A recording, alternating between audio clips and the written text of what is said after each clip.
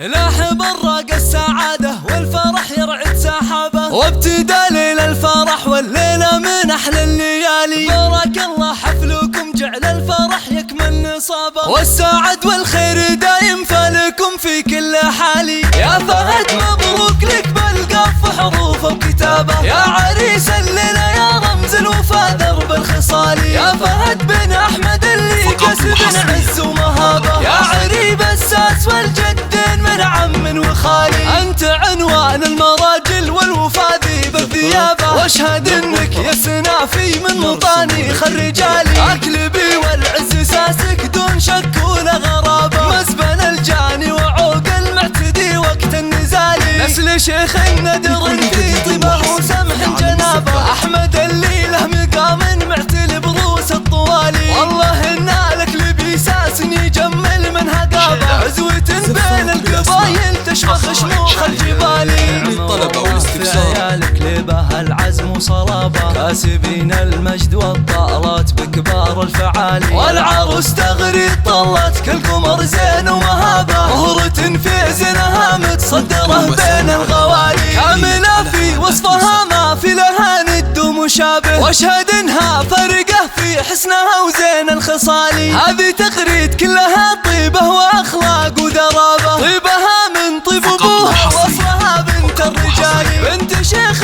فتح للضيف والعانين بابه، وعلي راعى الفعول اللي تنومس كل غالي. واخترا كان الكفو ذخر على شده وعصابه، العضيد الحر راعى المرجله ذرب الفعالي. من سبيع الغلبه يلي مجدهم كل حكابه، الرجال اهل الحميه والوفا واهل المعالي. لابت السبع عن مجد من قبل عصر صحابه، عزهم تشهد له السيوف ثقيله ونبالي. من سبيع الغلبه يلي مجدهم كل حكابه، الرجال اهل الحميه والوفا واهل المعالي. الرجال اهل الحميه والوفا واهل المعالي.